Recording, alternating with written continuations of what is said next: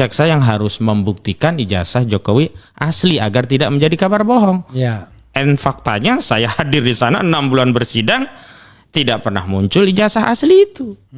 Maka ketika ada Jokowi mau mempersoalkan, katakanlah dia menggugat ke pengadilan, oh bagus sekali. Atau menggunakan mekanisme pidana, itu juga bagus sekali.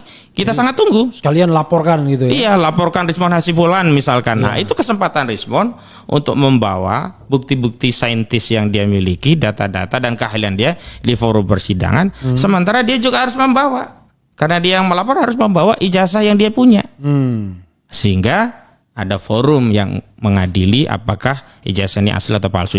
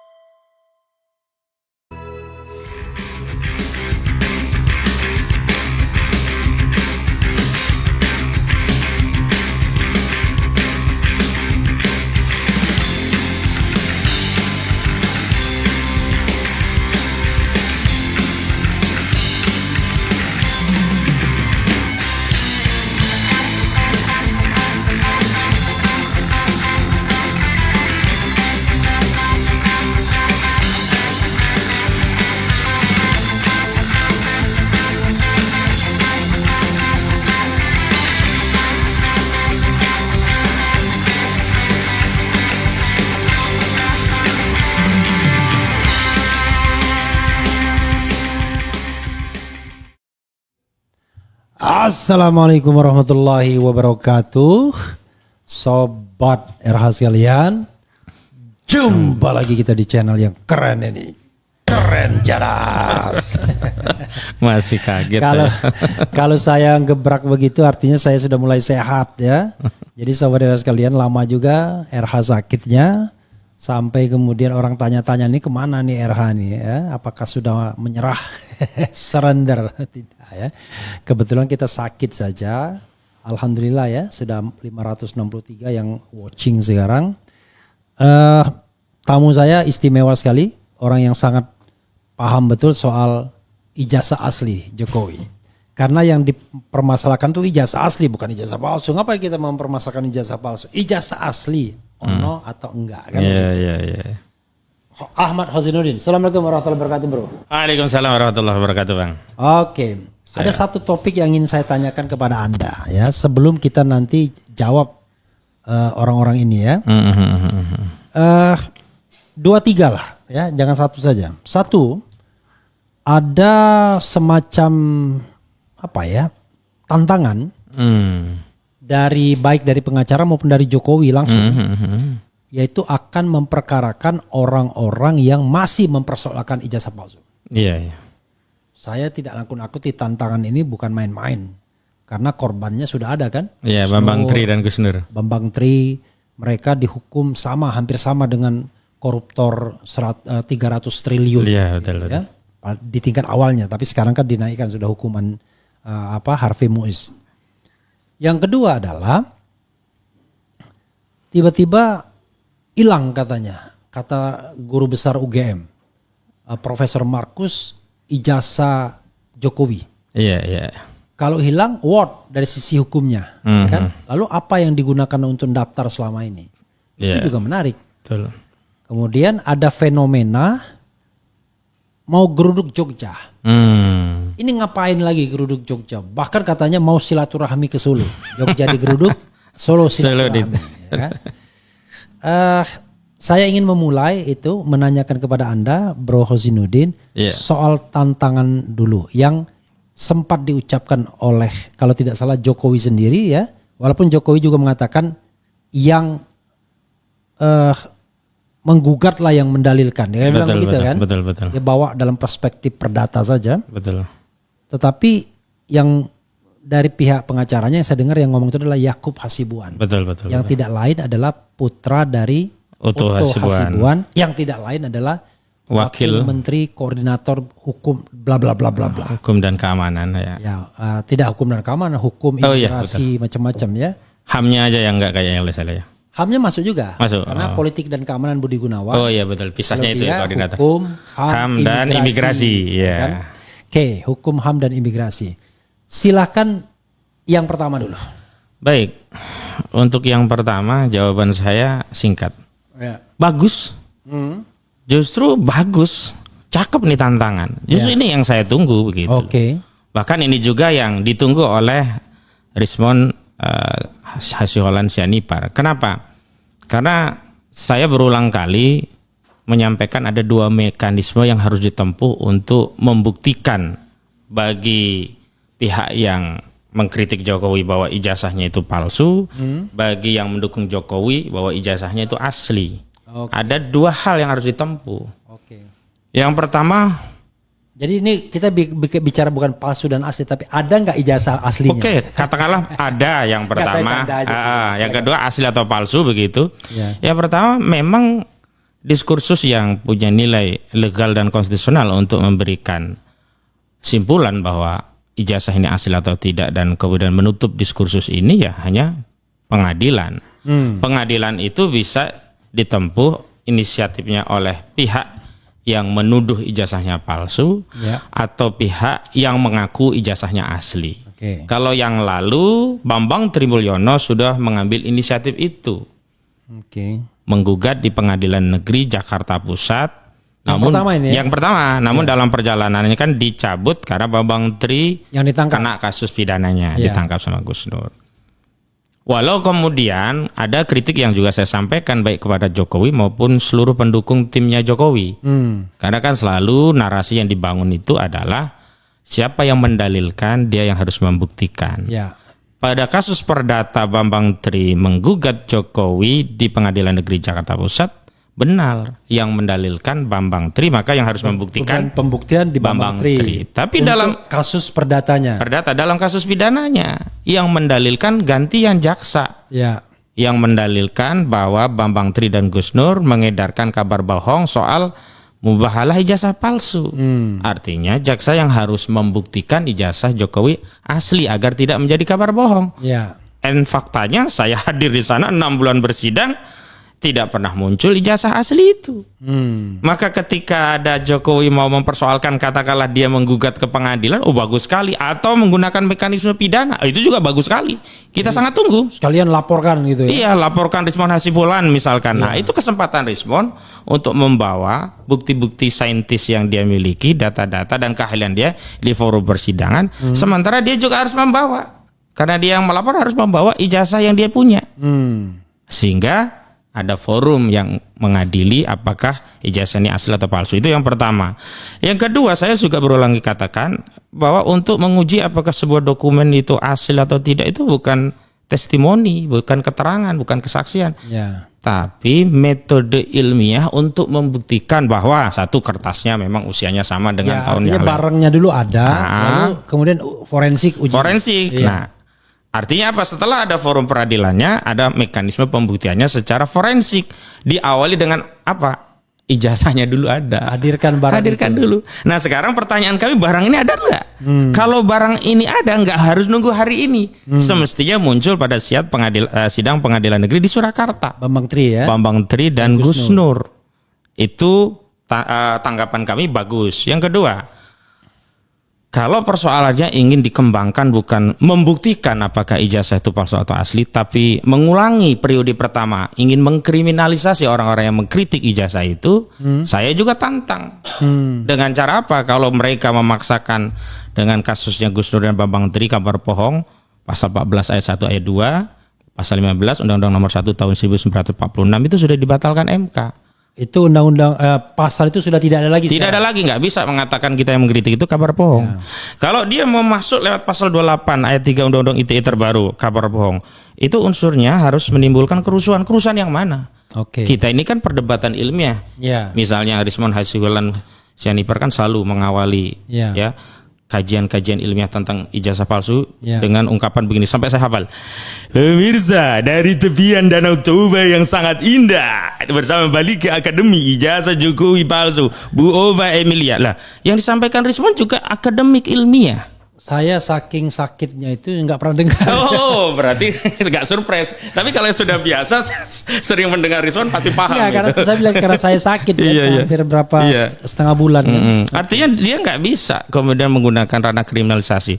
Kedua, kalau dia paksakan dengan kekuasaan apapun, yang penting tangkap dulu bukti belakangan. Ini dampaknya bukan pada Jokowi, pada Presiden Prabowo Subianto.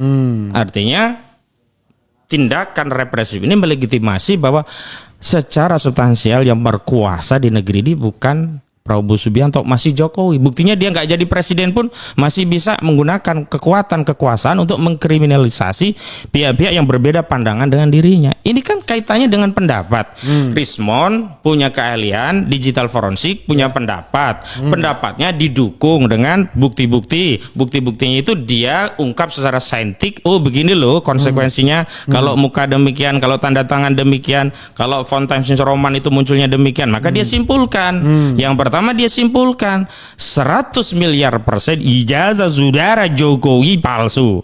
Yang kedua dia simpulkan bahkan 11.000 triliun % ijazah saudara Jokowi palsu. Itu kata Rismon. Oh. Jadi kalau ranahnya pendapat, ya pendapat sekritik apapun tetap aja dia adalah bagian yang dijamin konstitusi. Berserikat, berkumpul dan menyatakan pendapat itu adalah hak konstitusional. Lalu saya bertanya, dengan apa mereka mau melawan, mau menyerang balik orang-orang yang mengkritik?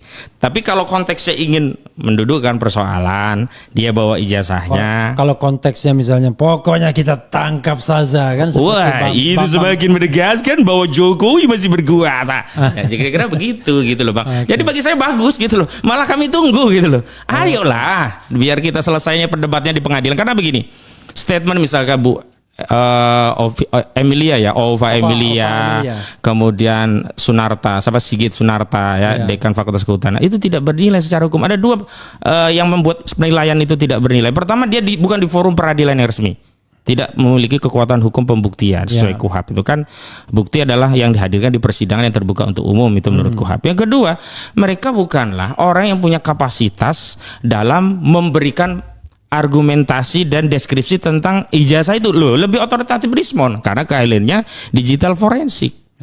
Kalau dekan dia ahli kehutanan.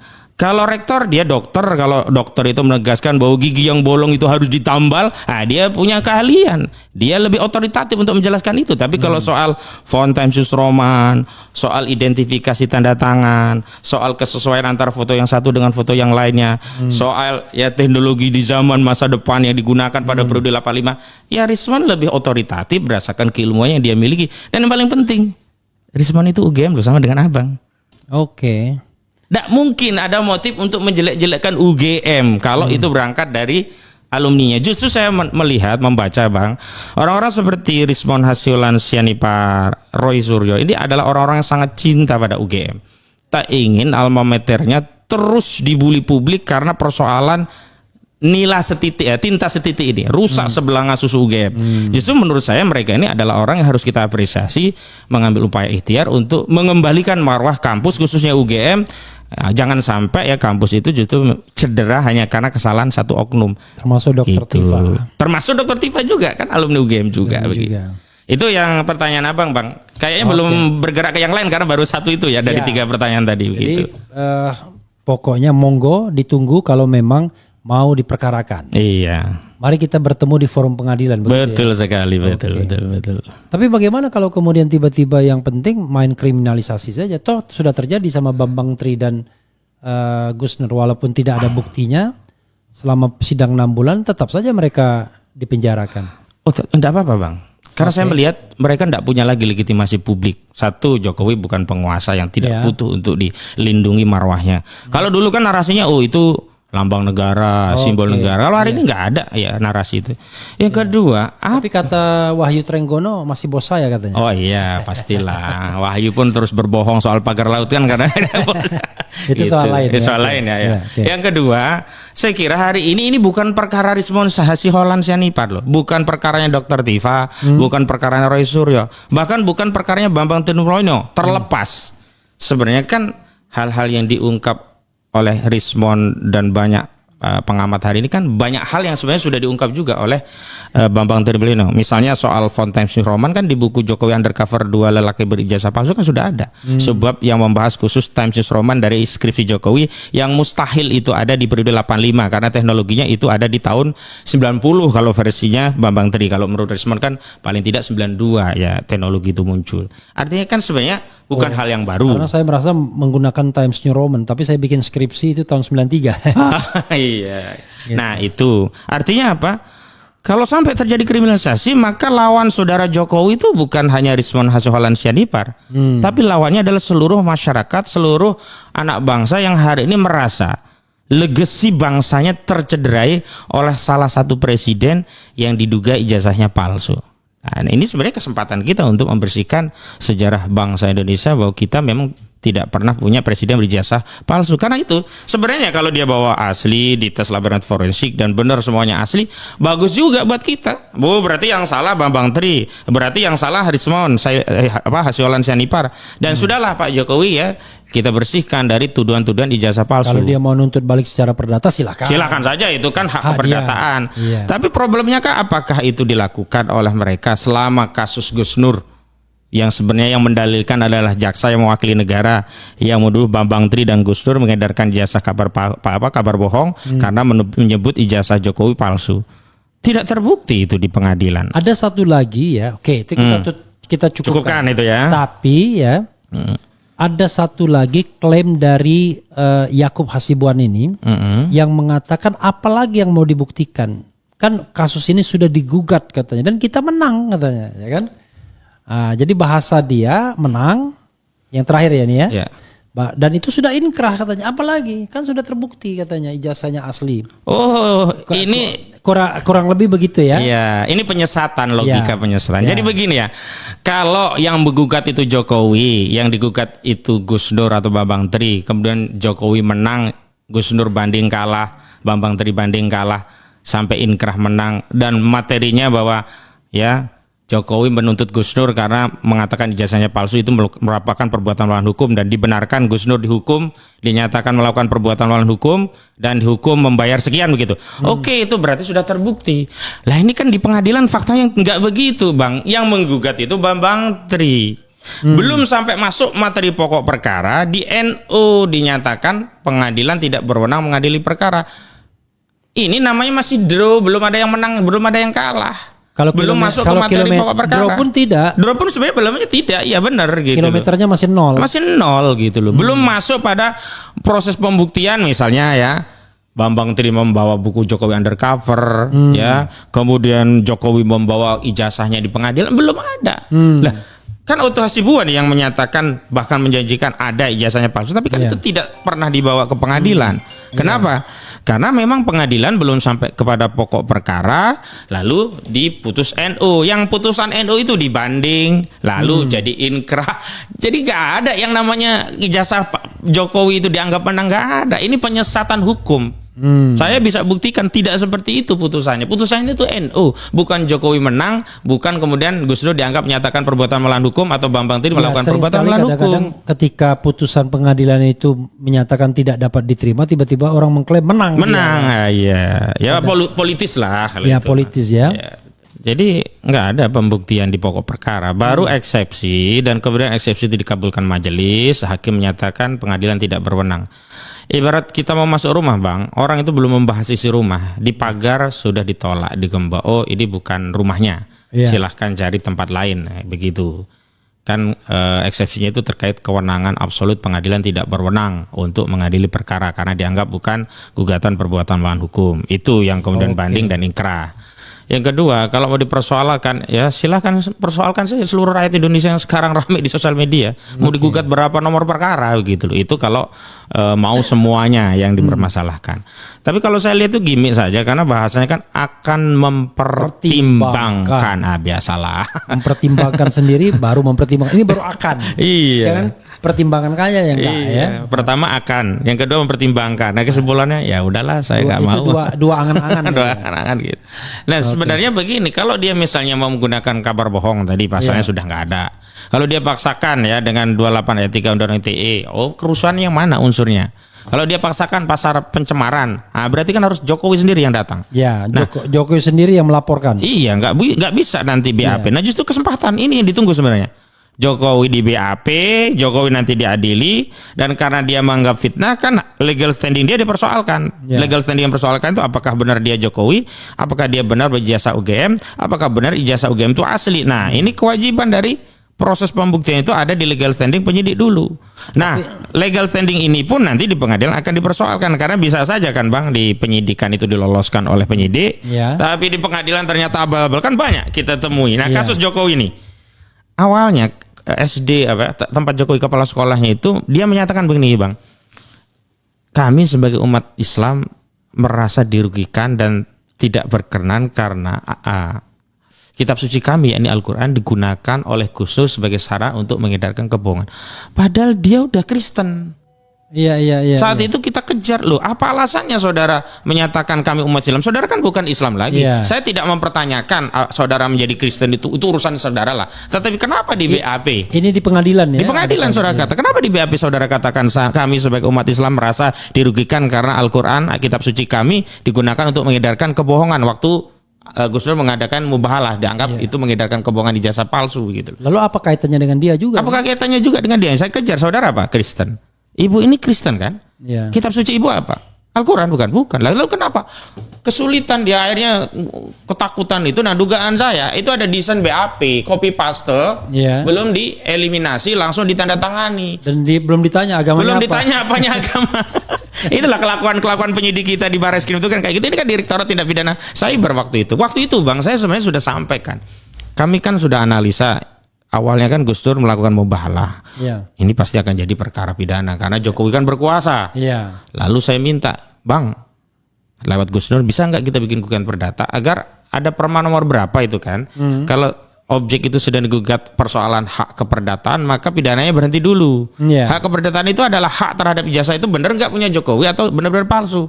Kami daftarkan nomor itu untuk kami ganjel ke Barreskrim.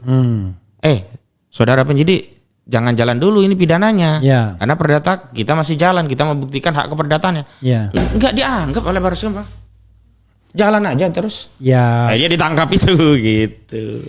Ya ini kan sebenarnya kan uji kesaktian Jokowi lagi. Iya, apakah masih sakti? Nah kalau sakti sebenarnya yang malu Prabowo, berarti benar bahwa Prabowo itu bukan penguasa sejati, bahwa sebenarnya ini adalah jilid 3 kekuasaan Jokowi, bahwa dalam tanda petik bahkan ya kemenangan Prabowo itu adalah kemenangannya Jokowi. Maka benar juga kalau kemudian Prabowo berteriak hidup Jokowi gitu. Tiga kali. Kurang satu lagi, hidup Jokowi.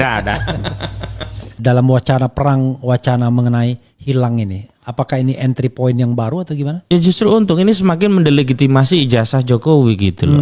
Akhirnya orang kan berpikiran ini terlalu banyak dalih atau ngelesnya gitu loh. Apologinya nambah terus gitu loh. Komentar masyarakat selalu dikaitkan dengan harusnya kan sederhana, bawa ijazahnya aja oleh Jokowi tunjukin. Gak usah yang ngomong orang OGM, profesor inilah, profesor itulah. Jadi ada teman sekelas lah. Ada teman sekelas. Jadi Jokowi yang berak ibaratnya yang sibuk nyebokin tuh orang lain gitu. Akhirnya yang kena dampak itu justru orang yang nyebokin tadi. Habis-habisan loh. Bu Eva Emilia itu habis-habisan dikritik, Pak Sigit Sunaria itu habis-habisan. Walaupun kita ini tidak ngomong tentang berak ini ya. Iya, betul. Analoginya begitulah kira-kira. Jadi tidak benar sudah memenangkan ya kan? Apalagi justru kita belum mendapatkan apa-apa. Jadi kalau dibilang apalagi itu kan sudah dapat apa-apa, tapi apalagi sih buktinya? Padahal belum dapat apa-apa. Belum. Nah sekarang tiba-tiba ini bagian terakhir ya, karena setelah ini kita akan bicara PIK juga. Tiba-tiba komponen civil society ini mau geruduk UGM dan silaturahmi. Solo, ya. Ini bagian akhir. Apa yang Anda bisa sampaikan mengenai hal tersebut? Apakah Anda akan ikut juga ke sana atau cukup memantau dari jarak jauh? Silakan. Ya, yang pertama tentang rencana itu kan sebenarnya mengkonfirmasi kegelisahan masyarakat begitu tinggi. Dan kemudian mereka punya perhatian, atensi sampai akhirnya mereka ingin datang ke UGM untuk melihat secara langsung apa sih yang dimiliki UGM sehingga sampai hari ini UGM tetap bersikukuh memberikan statement bahwa ijazah Jokowi asli. Oke. Padahal ulasan media sudah seperti itu. Apalagi yang mengulas bukan kaleng-kaleng, ahli forensik digital dan itu alumni UGM, bahkan dia sudah doktor lah ya, kelasnya beda lah dengan yang baru S1 misalnya. Itu yang pertama. Yang kedua terkait ke Jokowi, ini kan bentuk sikap kesatria masyarakat ya ketika mengkritik Jokowi tidak berarti hanya berani lewat sosial media, tapi juga ingin mendatangi langsung untuk cross check. Iya. Nah, saran saya kalau memang Jokowi punya ijazah asli, itu kesempatan Jokowi, kasih aja. Walaupun itu baru di awal ya, nih kasih tahu, setelah itu baru diproses ke persidangan agar punya pembuktian, beban pembuktian itu sifatnya menjadi legal karena oleh otoritas legal ya, ini pengadilan gitu. Itu pertama. Yang kedua, saya memang mempertimbangkan akan ikut ke sana, tapi belum pasti Bang, karena juga saya ada agenda dengan kawan-kawan di Bandung. Harinya juga agak berdekatan terkait PIK 2 juga. Ya. Juga ada pekerjaan lain di tanggal 17, apakah kejar atau tidak. Nah, itu tentatif lah, kita lihat situasi nanti apakah akan membersamai atau tidak. Tapi yang jelas saya mendukung kegiatan itu. Dan Bu Eva Amelia, siapa? Ova Amelia ya. Ova Emilia. Ova Emilia ya, karena ini masih lebaran ya, kalau UGM masih ada ya pengenan ya, THR, turahan hari raya, kue-kue dan sebagainya, sediakan saja ya silaturahmi. Nah, setelah itu siapkan dokumen bukti apa yang bisa untuk menguatkan statement saudara rektor UGM bahwa ijazah Jokowi itu asli, atau sebaliknya bikin sajalah pengakuan dosa, berkorban untuk diri sendiri nggak apa-apa, setelah itu UGM jadi bersih, akui saja ya memang nggak ada ijazahnya di kami, skripsinya memang tidak seperti itu di kami, ya data-data di kami selama ini juga kacau balau ya, mohon maaf, syukur sebut saja, di balik itu semua ada si fulan. Tapi dia Udah bilang, selesai gitu. tapi kemarin yang menekan saya masih menjadi Berkuasa. Ya curhat aja sekalian di situ begitu loh. Saya kira itu Bang dari saya. Oke, sedikit lah apa pikiran Anda tentang Otto Hasibuan yang kemarin membela dan sekarang menjadi menteri, wakil menteri. Kita enggak mempermasalahkan jabatan wakil menterinya, tetapi Relasinya kok bisa jadi menteri gitu. bukan relasi antara wakil menteri dan kemudian menjadi penasihat hukumnya ya. menjadi penasihat hukumnya. Saya hanya melihat itu soal etikanya, tetapi silakan. Iya. Ya, silakan sekaligus wrap up dan sekaligus penutup. Saya kira begini Bang, agak sulit bagi siapapun untuk berada dan membersamai Jokowi dalam isu ijazah palsu ini ya, ketika melihat realita memang faktanya bukan hanya soal ijazah ya. Saudara Jokowi itu terlalu banyak membuat kebohongan ya. Tadi kan ada komentar soal mobil SMK lah, 11.000 triliun, komoditi yang paling mahal itu dulu apa, racun kalajengking lah, kemudian macam-macam lah. Sehingga masyarakat itu ketika mendapat ulasan ilmiah dari seorang Rizwan Hasyiholan Sianipar itu semakin yakin ini memang barang, kalau meminjam istilahnya Rizwan, ini memang bikinan pramuka gitu loh. Itu yang pertama. Bukan pramuka Pranya Bunda Karana, tapi sebuah alamat ya. Sebuah alamat tempat yang biasa untuk memproduksi dokumen abal-abal gitu ya. Yang kedua, saya kira ini menjadi sesuatu yang ingin dituntaskan oleh publik begitu loh. Soalnya itu bukan misalnya orang bernarasi ya yang penting kan bisa memimpin, ijazah nggak penting, toh skill itu tidak berbanding lurus dengan ijazah, tanpa ijazah pun banyak orang sukses. Enggak seperti itu. Ini berkaitan dengan aspek yuridis. Nah, kalau bahasanya yang lebih filosofis itu ini aspek konstitusional. Kenapa? Yang dipersoalkan bukan ijazah tukang bakso, ijazah tukang somai, ijazah tukang ketoprak atau tukang tambal ban. Tapi yang tidak relate dengan pekerjaannya. Ya, yang tidak ada juga kausalitasnya dengan kepentingan seluruh rakyat Indonesia. Ini ijazah seorang yang pernah menduduki jabatan wali kota, gubernur, bahkan presiden 2 kali. Alangkah naifnya kita punya perangkat hukum ketatanegaraan memberikan syarat dan ketentuan bagi orang untuk bisa menduduki jabatan tertentu, tapi ternyata orang yang harusnya memenuhi kriteria konstitusi itu ternyata bisa jadi pemimpin republik ini dengan ijazah yang palsu. Ini kan penting untuk dikelirkan. Nah, yang ketiga saya pikir semakin saudara Jokowi dan timnya membangun narasi ancaman, tuduhan atau bahkan intimidasi kepada publik dengan bahasa-bahasa bersaya, bahasa hukum, saya kira itu tidak akan membuat publik takut, membuat publik gentar, justru publik makin tertantang gitu loh. Iya silahkan, apa sih yang lo punya, kira-kira begitu. Dan ini baik buat bangsa kita agar kasus ini berhenti di sini, berhenti dengan titik, jangan koma, dengan titik yang kesimpulannya adalah bahwa memang ijazah itu nggak ada gitu. Sehingga segala hal yang berkaitan dengan masa depan bangsa itu akan kita bangun, tata ulang dengan baik agar tidak terjadi lagi keadaan yang pernah terjadi selama 10 tahun ini.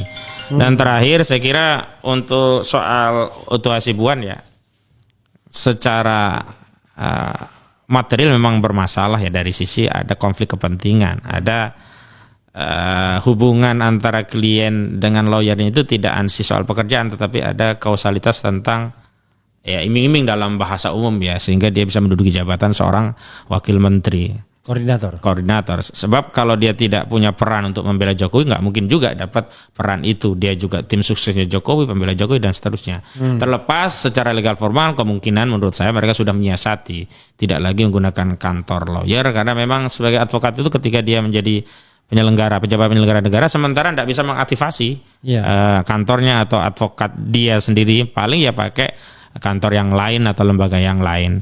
Dan memang ini orang-orang luar biasa ini bang sebenarnya yang ditaruh. Kayak Rifai ini kan sebenarnya ketua PBH Peradi sebelumnya juga. Jadi memang orang-orang yang ada kewenangan utuh untuk menarik ke lingkaran itu gitu loh. Sama lah dulu saat Oto Hasibuan nangani kasus siapa Jessica itu kan kawan-kawan Peradi ditarik semua kalau bisa narik, walaupun personal ya hubungannya. Ya tapi itu kita nggak bicarakan. Nggak bicara tapi itu. Yang sekarang ini Rifai itu juga pernah menduduki PBH ya. Maka kemudian ada konflik of interest. Of interest itu. Seandainya, gitu. Atau dilarang secara etika dia.